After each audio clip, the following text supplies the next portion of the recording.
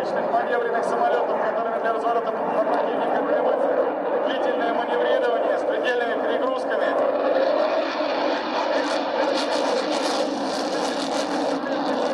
Скоростью при атаке самолета, чтобы не потерять управляемость и не сорваться в штопор. Внимание, МиГ-29, М-1. Специально для вас Михаил Беляев выполняет пульбит.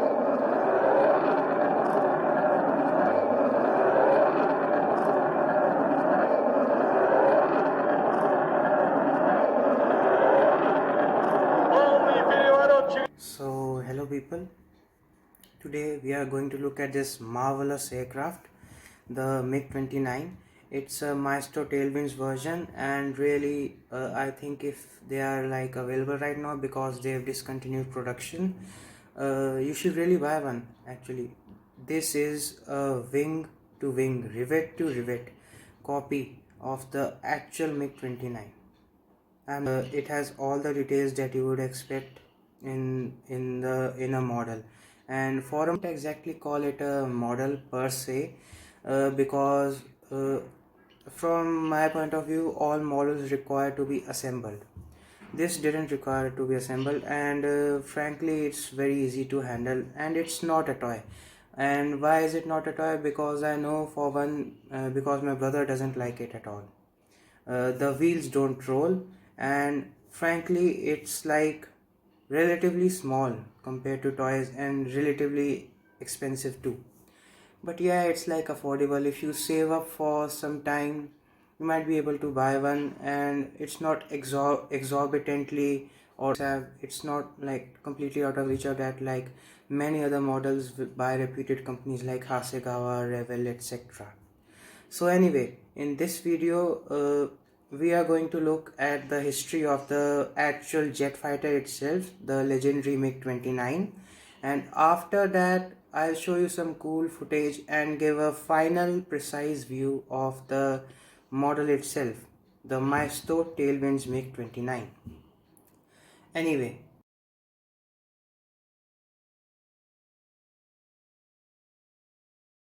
so getting to the actual history part, before I start doing that, I need to apologize for my accent, because my English is, I have a pretty good grip on English, but accent might be a problem for many people, you know.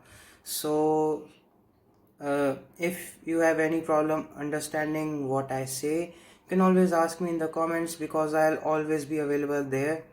And yeah, it's not like I get many comments to read, so a comment really makes my day, and maybe we could help each other out. So yeah, meet me in the comments if you want to ask something uh, over it. And this will be just a very short succinct summary of the history of the MiG-29, because all of it can't be crammed into one short video, and my brother already has problems holding the phone. So anyway, let's begin. The MiG-29 was the last generation of fighter aircrafts the USSR produced, and in its way it's very significant. I've been like studying fighter jets for like 4 months, and before that I've been pretty much engaged into military hardware something, and the information in this video comes from e-books, from documents, from some archives, and some very pretty decent documentaries. If you want to know some the names of some of them are actually available on YouTube, so you might be able to find some. Yeah, and ask me in the comments, I'll give the names to you right away.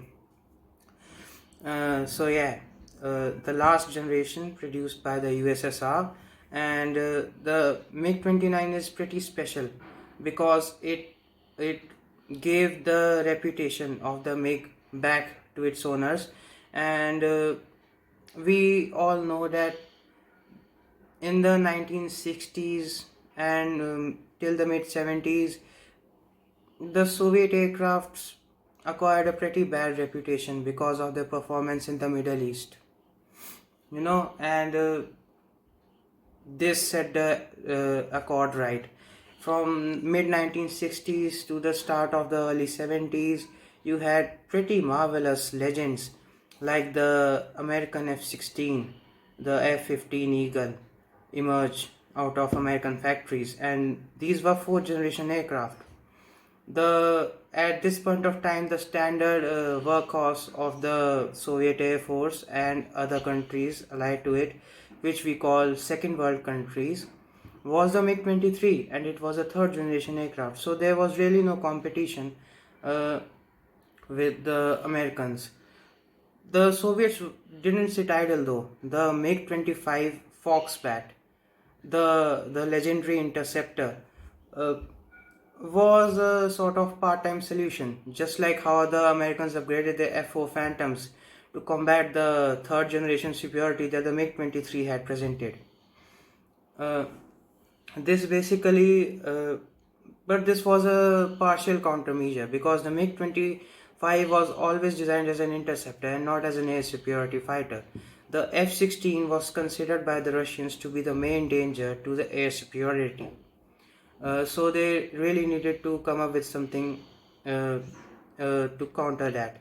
In 1972, the Ministry of Air Force released a tender for two types of aircrafts, the Su-27 and the MiG-29, which were the Su-27 was basically designed to combat the threat of the F-15 strike of the F-15 Eagle, which was a heavier aircraft designed to heavier and more expensive aircraft. The MiG-29 was designed to combat the F-16, which was cheap to manufacture, small, and primarily designed for dogfighting. And MiG-29 and F-16 fall in the category of air superiority fighters, which means they aren't designed to annihilate the entire enemy force but are there to ensure a certain superiority in magnitude over the enemy air force and disrupt it from committing operations.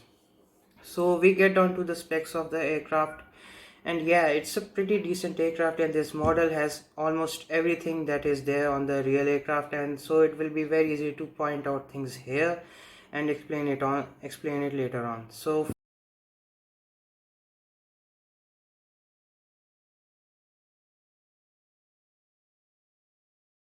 on we move to the missiles. The missiles on a MiG-29 were typical configuration. And in this fighter you can see these three R-73s mounted on the hard points below the wings. There's not an R-27 here, but there's nobody literally stopping you from mounting up R-73s here and dismounting the R-73. So yeah, it's a pretty accurate representation. As you can see, the aircraft had three hard points below the aircraft, or if you want to call it, three pylons, where these things would be missiles would be fit. The aircraft also had the capacity to carry a 30 kiloton RN-40 nuclear warhead for nuclear capabilities. And yeah, it's a pretty decent aircraft. The first aircraft flew on October 6, 1977. Sadly, one of them was downed in an air crash due to engine-related problems, but those problems were pretty much fixed. And yeah, going to the engine, yeah,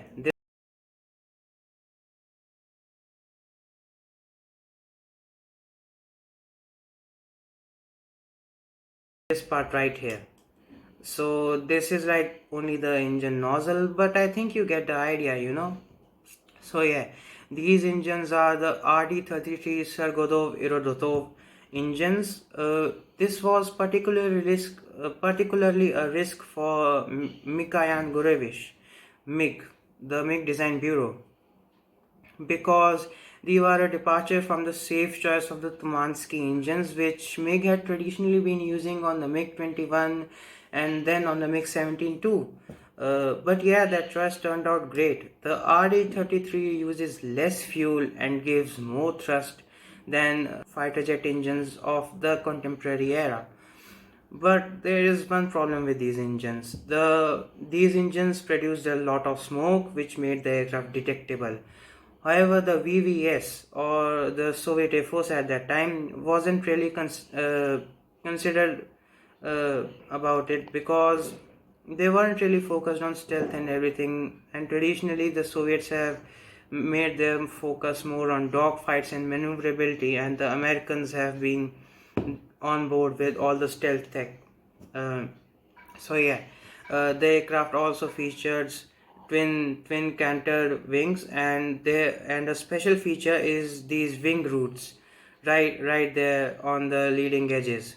And the aircraft also feature a blended root edge, which means that technically the aircraft has no fuselage. The central surface was designed to increase the lift on the aircraft by 40%, and the aircraft's main core right here has was built around a fuel tank. Coming to fuel, the aircraft has some problems with the fuel ranges, it because of its small size it cannot really carry much fuel. And this was tried to be improved by later variants like the Fulcrum C.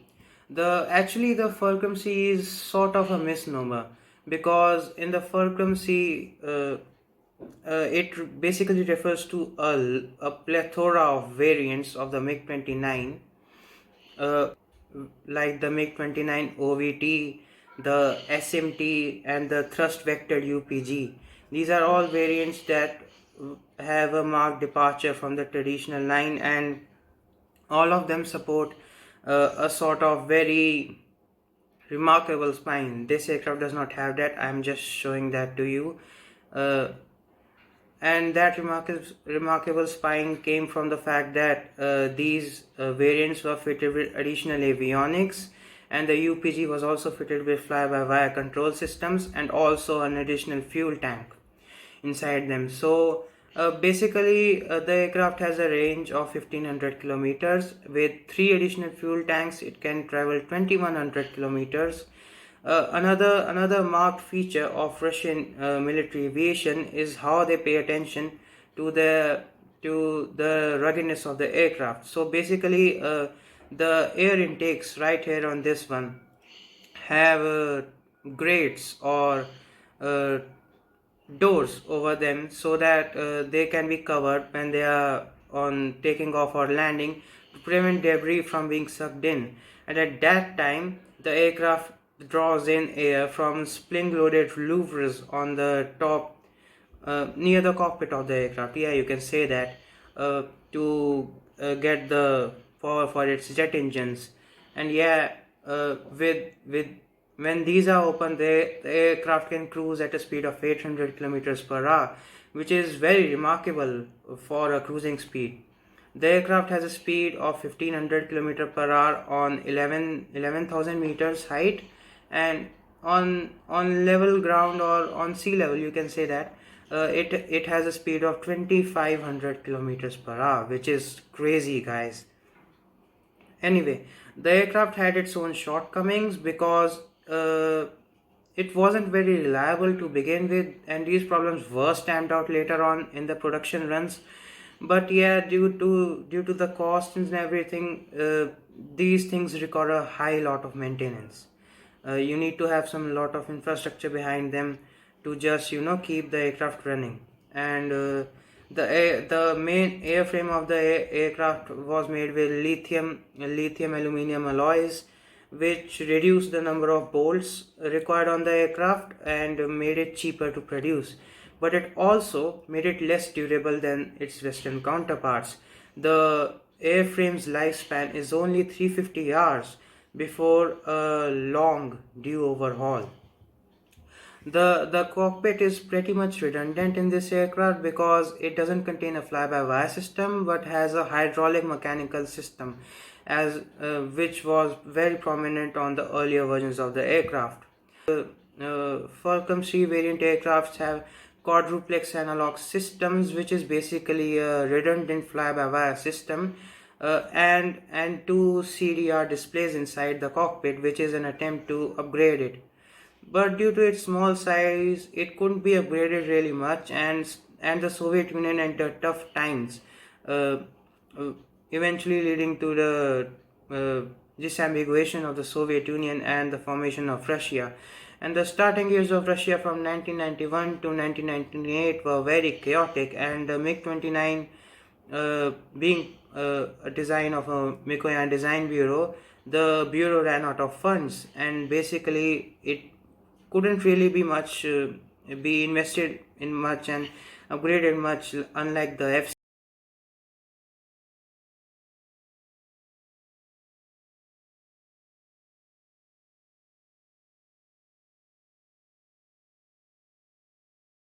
The NO-19 radar in this, which will be mounted somewhere along here, is a Soviet designed radar, and its NATO code name was slot car radar.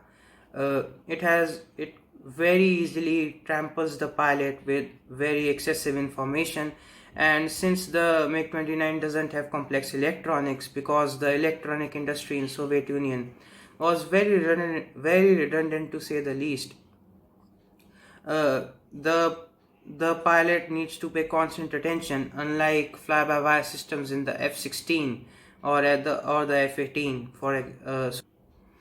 Anyway, getting away from that, the air intakes, as you can see, they are low mounted intakes with a lot of space between them. And yeah, one interesting point to note is that between these space intakes right here is this drop chute, which is very typical of Russian aircraft. This is used to slow down their speed when landing on runways, and pretty much all aircraft have that, from what I have seen, only Russian aircraft have that right here between the two engine nozzles.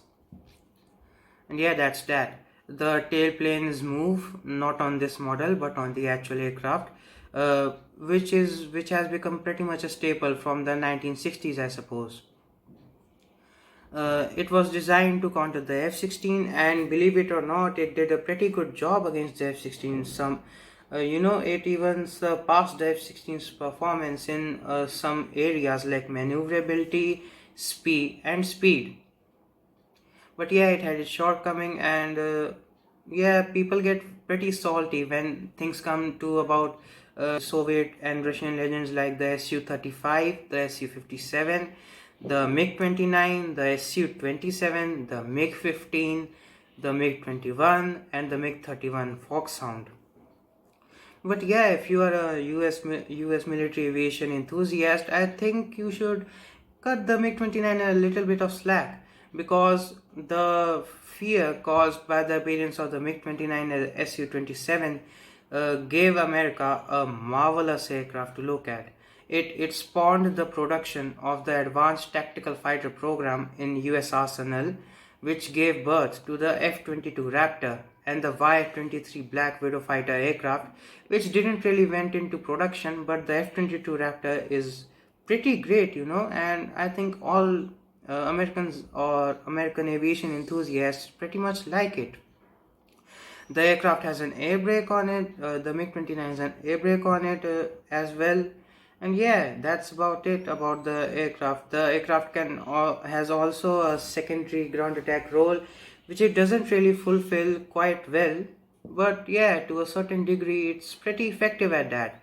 It can carry mounted pods on it, and some pods are like 20 round pods with 80 millimeter rockets inside it. That's the standard ground support pod, by the way. It's called the B8W pod.